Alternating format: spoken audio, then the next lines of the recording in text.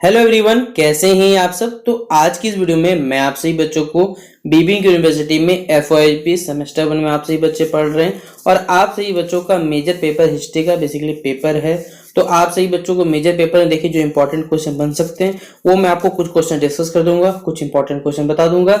इससे पहले भी देखिए कुछ वीडियोस आप सभी बच्चों के हिस्ट्री के बनाए गए हैं। अगर आपने नहीं देखा है तो चैनल पे जाइए, प्लेलिस्ट बना हुआ है, वहां पर सारा का सारा वीडियो देख डालिए। आपका एग्जाम में अच्छे से मार्क्स से आप लोग पास हो जाइएगा। ठीक है, तो चलिए आज का ये वीडियो शुरू किया जाए। वीडियो पसंद आए तो वीडियो को लाइक करें, चैनल पर अगर नहीं हुआ है तो चैनल सब्सक्राइब करें, साथ में बेल आइकन पे क्लिक करें ताकि इसी प्रकार पल पल की हर वीडियो का नोटिफिकेशन आपको मिलता रहे।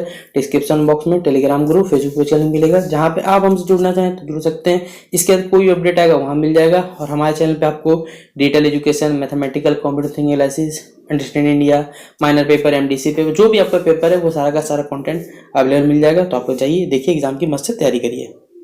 तो पहला सवाल देखिए, आपको पूछ सकता है हमारे प्राचीन भारत के जो भी भाषा का विकास हुआ था उसके बारे में आपको कैसे प्रकाश डालना है या चर्चा करना है। तो throw light on the evolution of language in ancient India, प्राचीन भारत में भारत के जो कैसे भाषा के विकास पर आपको चर्चा करना है। तो भाषा के विविध रूप है हमारे पास, व्यक्तिगत बोली है, भाषा है, उपभाषा है, शासन भाषा है, क्षेत्रीय भाषा है, प्रादेशिक भाषा है, संगोत्रीय भाषा है, मूल भाषा है, राष्ट्रभाषा है, राजभाषा है, संपर्कीय भाषा है। भारत में जो भाषा के उद्भव को निम्न रूप से हम लोग बांटे हैं कैटेगरी में, उनकी चर्चा करते हैं। देखिए क्या है, पहला हमारे पास है प्राचीन भाषा। किसी भी देश में प्रचलित अथवा जो भाषा की उपेक्षा या फिर कह सकते हैं हम लोग अधिक प्राचीन भाषा या भाषाएं जो काफी सुनने या पुराने जमाने में या कुछ शताब्दियों में जो प्रचलित थी तथा कहा जाए या फिर वैदिक, संस्कृत, प्राकृतिक, पाली, अपभ्रंश, प्राचीन हिंदी, अवेस्ता आदि प्राचीन भाषा मूल भाषा की पर्याय रूप है। मूल भाषाएं आधुनिक भाषाओं की जननी है। इन्हीं भाषाओं के माध्यम से आधुनिक भाषाएं जो है वो प्रस्फुट यहाँ पर हुई है। अर्थात जो भाषा किसी भी भाषा परिवार की आदि जन्मदाता होती है वो उसे उस परिवार की मूल भाषा कहते हैं। भारतीय भाषाओं की तथा अपभ्रंश भाषाएं जो होती है कि मूल भाषा है। संस्कृत, पाली जो है प्राकृतिक उद्भव जो इसका हुआ, धीरे धीरे इसका उद्भव हुआ था। फिर अगला हमारे पास है देखिए संस्कृत भाषा के बारे में बताया हुआ है, जो सबसे प्राचीन भाषा मानी जाती है कि भारत की संबद्धता और समृद्धशीलता की दृष्टि से संस्कृत भाषा का जो अद्वितीय स्थान रहा है। भारतीय संस्कृति का शुद्ध ज्ञान जो हमें संस्कृत भाषा के साहित्य से हमें क्या होता है, प्राप्त होता है। और हमारे प्राचीन जो भी धार्मिक ग्रंथ, वेद, उपनिषद तथा महाकाव्य आदि जो है मूल रूप से संस्कृत में। भारत को एकता के सूत्र में बांधने की जो अपूर्व शक्ति संस्कृत भाषा एवं साहित्य में, संस्कृत जो है साहित्य में मातृभूमि की भावना के अनुपम उदाहरण मिलते हैं। संस्कृत ग्रंथों में उनके उदाहरण मिलते हैं जिनमें यह प्रकट या स्पष्ट होता है कि भारतीय जो भूमि है इस पृथ्वी में स्वर्ग की तरह है, यथा कहा जाए जननी जन्म भ्रमिसी स्वर्गदपि गरीयसी। ठीक है, यानी यूरोप में जो स्थान ग्रीक एवं लैटिन भाषा का, वही स्थान भारत में संस्कृत भाषा का यहाँ रहा है।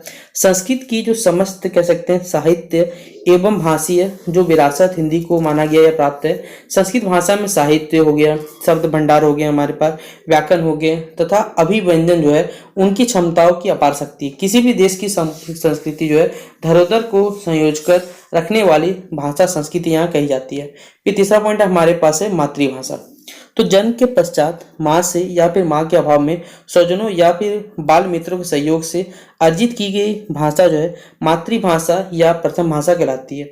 शिक्षा सुविधा की दृष्टि से किसी क्षेत्र, समाज या देश प्रदेश के पढ़े लिखे लोगों की श्रेष्ठ भाषाओं को ही मातृभाषा या प्रथम भाषा स्वीकार कर लिया जाता है। प्रायः जो मातृभाषा का जो रूप होता है वो क्षेत्रीय यहाँ पर जो बोली के रूप में होता है। यथा कहा जाए पश्चिमी ब्रज भाषा, भाषी क्षेत्रीय आगरा हो गया, मधुबन हो गया या मथुरा हो गया, वृंदावन के क्षेत्र में जो ब्रज भाषा के रूप में क्षेत्रीय रूप पर घर की बोली या गांव की बोली का बोलचाल में लोग प्रयोग करते हैं। मगध पटना क्षेत्र में मगधी भाषा का देखिए सर्वाधिक यहाँ पर प्रयोग देखा गया है। फिर बताया वो हमारे पास है कि विस्तृत अर्थ में समाज द्वारा स्वीकृत जो मातृभाषा है वो किसी भी विशेष क्षेत्र की उस भाषा कहा जाता है जिसे उस क्षेत्र में रहने वाले सभी व्यक्ति मौखिक या फिर कह सकते लिखित रूप से विचारों का जो आदान प्रदान यहाँ पर करते हैं। राष्ट्रभाषा वह होती है जो देश के यहाँ पर हमारे पास अधिकांश भागों द्वारा बोली जाती है।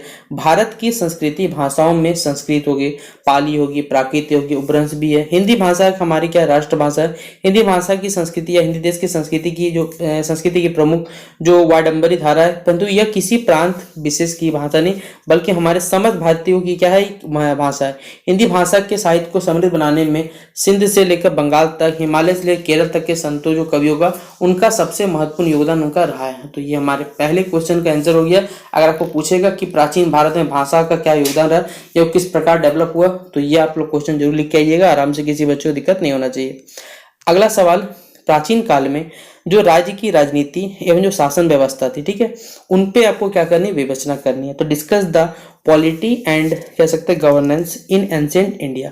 तो प्राचीन काल में बताया हुआ या प्राचीन भारत में सामान्यतः क्या होता था, राजतंत्र का ही प्रचलन था, जिसके शासन सत्ता का एक वंशानुगत राजा क्या होता था, गद्दी पे बैठता था या उनके हाथों में गद्दी होता था। किंतु प्राचीन साहित्य एवं विदेशी लेखकों के विवरण से इस बात की सूचना मिलती है कि राजतंत्रात्मक राज्यों के साथ ही साथ प्राचीन इतिहास के विभिन्न युगों ने अनेक प्रकार के यहाँ गणतंत्रात्मक जो हमारे राज्य भी थे वो यहाँ पर अवेलेबल थे। अब पहला ही पॉइंट जो हमें बताया हुआ यहाँ पर कि गण अथवा संघ राज्य, इनमें जो होते हैं इसमें शासन जो सूत्र होता है वो एक अनुवांशिक, यानी राजा का बेटा राजा बनेगा बेसिकली, अनुवांशिक राजा के हाथ में ना होकर अथवा गण अथवा संघ में करार होता था। और प्राचीन साहित्य में इस प्रकार के राज्य को वैराज्य की यहाँ पर संज्ञा दी। इस प्रकार राज्य जहाँ राजा का बेटा राजा नहीं बैठेगा लेकिन संघ के द्वारा जो जिस आदमी को नियुक्त किया जाएगा वो बैठेगा, इसको हम लोग क्या कहते थे, वैराज्य कहा जाता था। सिकंदर के आक्रमण के समय सिंध तथा पंजाब तथा बुद्ध काल में गंगा घाटी के मैदान की कई जो हमारे पास गणराज्य जो है वो विद्यमान थे। उनमें मालव, अर्जुन, लिच्छवी वंश हो गया, मुद्रक हो गया, शाक्य हो गया, मौर्य आदि विशेष रूप से उल्लेखनीय है। उनका शासन एक केंद्रीय समिति तथा स्थानागार के माध्यम से यहाँ पर प्रचलित हो गया था, बताया हुआ है। फिर अगला बताया हुआ है द्वय राज्य हमारे पास। इसमें जो तात्पर्य है उस राज्य से है जिसमें एक साथ दो राजाओं का शासन होता था। यूनान के नगर जो स्पार्टो में इस प्रकार का शासन देखने को मिलता है। यूनान के बारे में बताया हुआ यूनान लेखकों के विवरण पता चलता है कि सिकंदर के भारत आक्रमण के समय, यानी जो आक्रमण किया था सिंध इलाके पे, में इस प्रकार का शासन तंत्र जो क्या था, बहुत ज्यादा प्रचलित था। फिर तीसरा पॉइंट हमारे में बताया हुआ है नगर राज्य के बारे में। तो इसमें किसी प्रमुख नगर की राजधानी बनाकर सीमावर्ती जो भाग थे या भागों पर शासन किया जाता था। ऐसे राज्यों को प्रचलन यूनान से यहाँ पर अधिक था। यूनानी लेखकों के बारे में बताया हुआ है कि लेखक के विवरण से सूचित होता है कि सिकंदर के आक्रमण के समय पश्चिमोत्तर भारत में कुछ ऐसे राज्य, कुछ इस प्रकार राज्य थे जहाँ न्याय, सिवी, सैगल, ये कुछ नाम बताया, कुछ नगर वहाँ यहाँ विद्यमान थे। फिर चौथा पॉइंट हमारे पास है संघीय तथा संयुक्त राज्य अमेरिका, या कह सकते संयुक्त राज्य प्राचीन भारत में संघीय तथा जो सम्मिलित राज्यों के अस्तित्व के प्रमाण हमें मिलते हैं। जैसे उत्तर वैदिक काल में जो कुरु पंचाल राज्यों का एक संघ था।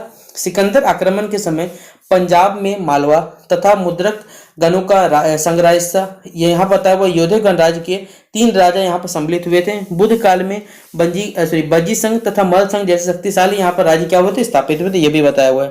फिर अगला पॉइंट हमारे पास है कि जैसे ऐसे ग्रंथों से, जैन ग्रंथों से हमें पता चलता है कि लिच्छवी जो है प्रमुख चेटक ने मगध राज अजातशत्रु को सामना करने के लिए 9 लिच्छवियों, 9 मल्लों तथा अन्य 18 राज्यों का संघ स्थापित किया था। संभवतः क्या हुआ था, 18 शक्तिशाली शत्रुओं को सामना करने के लिए इस प्रकार का यहाँ पर राज्य यहाँ पर संगठित किए गए थे। इस प्रकार प्राचीन कह सकते हैं हमारे भारत में हमें विभिन्न श्रेणियों के राज्यों के अस्तित्व दिखाई देते हैं। इनमें सर्वाधिक मान्य एवं जो प्रचलित व्यवस्था है वो राजतंत्र था। अति प्राचीन काल में राजा को ही सत्ता का स्रोत माना जाता था तथा यह मान्यता था कि सबसे ऊंची या कैसे समस्त अधिकारी तथा संस्थाएं उसी के द्वारा ग्रहण यहाँ पर किए जाते हैं। और सत्तांग सिद्धांत के अनुसार, कौटिल्य के अनुसार जो है यहाँ पर कथन बताया हुआ है कि राज्य के निम्नलिखित क्या है, 7 यहाँ पर गुण या फिर प्रमुख चीज बातें बताई गई है। तो पहला पॉइंट है हमारे पास है प्रमुख। तो पहला पॉइंट बताया हुआ स्वामी। कौटिल्य रहता है या फिर कहता है कि स्वामी को आकर्षक होना चाहिए ताकि उसके पास आने एवं उसका अनुसरण करने की प्रेरित हो। आगे उसका कहना है कि राज्य चाहे कमजोर हो परंतु जो उच्च खानदान का हो, राजा ईमानदार, कृतज्ञ एवं दृढ़ निश्चय होना चाहिए। उसे बोध होना चाहिए कि उसमें जांच पड़ताल की क्षमता होनी चाहिए, उसकी स्मरण शक्ति अच्छी होनी चाहिए, उसमें विचार विमर्श या पर्यालोचना जैसे डेलिब्रेशन की कैसे कबूत नहीं होनी चाहिए। यहाँ पर उससे निष्कर्ष निकालने या अनुमान लगाने अथवा यहाँ पर चाहिए। इसके साथ ही उनमें शौर्य होना चाहिए, उद्देश्य की जो कह सकते हैं यहाँ पर दृढ़ता वो होनी चाहिए, अपने पड़ोसियों पर नियंत्रण हमें रखना आना चाहिए बताया हुआ है। फिर अगला पॉइंट है हमारे पास अमात्य कौटिल्य के अनुसार, अमात्य जो प्रशासक एवं कार्यपालिका मुखिया होते थे, अमात्यों को भी अच्छे खानदान का होना चाहिए। यहाँ पता हुआ है कि आत्मसंयमी होना चाहिए और कला और यहाँ पर जो शिल्प में दक्ष होना चाहिए, अपनी स्मरण शक्ति का अच्छी होनी चाहिए और अच्छे चरित्र एवं हमारे बताया अच्छे स्वास्थ्य का होना चाहिए, साहसी और आकर्षक व्यक्तिगत वाला होना चाहिए। तीसरा पॉइंट बताया हमारे पास है कि जनपद जनपद दलहल पहाड़ कांटे रहित होना चाहिए, उसमें चीता और अन्य जंगली पशु नहीं होने चाहिए, उसमें उपजाऊ भूमि इमारती लकड़ी होनी नहीं चाहिए, उससे होनी चाहिए। इसमें जनपद में क्षेत्र का विरोध होता है, परंतु कौटिल्य ने जनसंख्या के अर्थ में इसका उपयोग किया है। वैसे दोनों ही मतलब निकलते, जनपद की स्त्री कैसे शत्रु के प्रति विदेशी होना चाहिए तथा पड़ोसी राज्यों पर नियंत्रण करने के लिए सक्षम होना चाहिए। फिर यही बताया हुआ कौटिल्य यह भी कहते हैं कि जनपद के निवासी परिश्रमी तथा बुद्धिमान होते हैं, वे अपने ही राष्ट्र के प्रति कह सकते हैं भक्ति रखने वाले होते हैं, संकट काल में अधिक करो या कह सकते भार वाहन रखने की या करने की यहाँ पर उनसे शक्ति थी। चौथा पॉइंट बताया हमें, चौथा पॉइंट है दुर्ग कौटिल्य कहते हैं कि सीमा के और दुर्ग हो, युद्ध हेतु दुर्गों का होना आवश्यक है। कौटिल्य ने 4 प्रकार के दुर्ग कह सकते हैं आदुक हो गया, पार्वत हो गया, धनवान हो गया, वन का वर्णन किया है। प्रत्येक प्रकार के दुर्ग का अपना अलग महत्व होता है। राजधानी पर यहाँ पर बताया हुआ है या फिर राष्ट्रपद के मद होती है, इसका निर्माण दुर्ग के रूप में किया जाता है। सेना तथा राजकोष में भी दुर्ग रखे जा सकते हैं। संकट काल में जनपद के निवासी भी इसी शरण करते हैं। दुर्ग की प्राचीनतम तमाशा युक्त चलती है। ऋग्वेद में दुर्ग यहाँ का वर्णन किया गया, महाकाव्य और जातकों में दुर्ग का वर्णन किया गया, ये कुछ कंडीशन बताया गया। फिर 5वां पॉइंट हमारे पास है कोष राज्य की शक्ति कोष पर निर्भर करती है और कोष में सोना चांदी आदि पर्याप्त मात्रा में होना चाहिए। प्राप्त करने से कोष की यहाँ पर वृद्धि होती है और साथ ही साथ परंतु कोष जो सही है जो धर्म पूर्वक होना चाहिए वो करना चाहिए। आधुनिक प्रशासन तथा विदेशी आक्रमण के विरुद्ध देश की रक्षा करने के लिए कोष की आवश्यकता पड़ती है। फिर 6वां पॉइंट है हमारे पास है बल वाय और आंतरिक प्रशासन हेतु जो बल सीमा की आवश्यकता पड़ती है उसमें बताया हुआ है। फिर हमारे पास 7वां पॉइंट है, सातवां पॉइंट है गलती लिखा गया, 7वां पॉइंट हमारे पास मित्र कौटिल्य ने सत्य और कृत्रिम मित्र की इस बात सही कही है। तो इस प्रकार आप लोग दोनों पॉइंट को लिख लीजिएगा, 6 नंबर और 7 नंबर आशा करता हूँ। अब देखिए जो इंपॉर्टेंट क्वेश्चन बन सकते हैं पेपर में वो चलिए डिस्कस करता हूँ, ठीक है। ये लिख लीजिएगा आप लोग जहां तक लिखे थे, वीडियो को पॉज कर लीजिएगा, आराम से बैठे बैठे लिखते रहिएगा, ठीक है। जहां आपको लिखना आप वीडियो को बस पॉज करते रहिए और सारा सारा चीज लिखते रहिए। देखिए पहला क्वेश्चन बन सकता है एक आपको लिपि के बारे में, देखिए ब्राह्मी लिपि हो सकता है, खरोष्टी लिपि हो सकता है, संस्कृत भाषा के बारे में पूछ सकता है या प्राकृत, ये तो हमने डिस्कस, या प्राकृत भाषा। इन चारों में से देखिए कोई एक सवाल आने का बहुत ज्यादा इंपॉर्टेंस लग रहा है मुझे, जो मैं बता दिया, या तो संस्कृत आ सकता है या तो प्राकृतिक आ सकता है। ब्राह्मी और खरोष्टी तो डाउट है लेकिन ब्राह्मी आ सकता है। तो ये चारों में से चारों देख के जाइए, जो आएगा लिख दीजिएगा। फिर पाली भाषा के जो उद्भव, देखिए यहाँ पर फिर एक भाषा आ गया हमारे पाली, तो पाली भाषा के उद्भव बारे में आ सकता है हमारे पास। फिर संस्कृति का जो अर्थ बताते हुए जो भारतीय संस्कृति है उसकी विशेषताओं का आपको उल्लेख करना है। फिर प्राचीन भारतीय जो शिक्षा हमारे पास व्यवस्था उस पर प्रकाश डालना है। फिर जनपद और हमारे उपनिषदों में दिए गए जो भी दार्शनिक विचारों की यहाँ व्याख्या करनी है। फिर 6वां क्वेश्चन हमारे पास जनपद और ग्राम साम्राज्य या स्वराज की अवधारणा पर प्रकाश डालना है। फिर है हमारे पास प्राचीन भारत में विज्ञान पर निबंध लिखना है। फिर प्राचीन भारत की जो औद्योगिक यहाँ वर्णन करना है और प्राचीन भारतीय चिकित्सा जो शास्त्र हमारे पे यहाँ नवोदित है उस पर प्रकाश डालना है। और लास्ट क्वेश्चन है प्राचीन काल में उद्योग की चर्चा करनी है, डिस्कस द इंडस्ट्री इन हमारे पास एंसेंट इंडिया बताया हुआ है। तो ये कुछ क्वेश्चन बता दिए, एक क्वेश्चन मैंने आपको समझा भी दिया और इससे पहले जो वीडियो है बस देख लीजिएगा, आप लोग अच्छे से मार्क्स से पास हो जाइएगा, ठीक है। तो चलिए मिलते हैं नेक्स्ट वीडियो पे, तब तक के लिए जय हिंद जय भारत।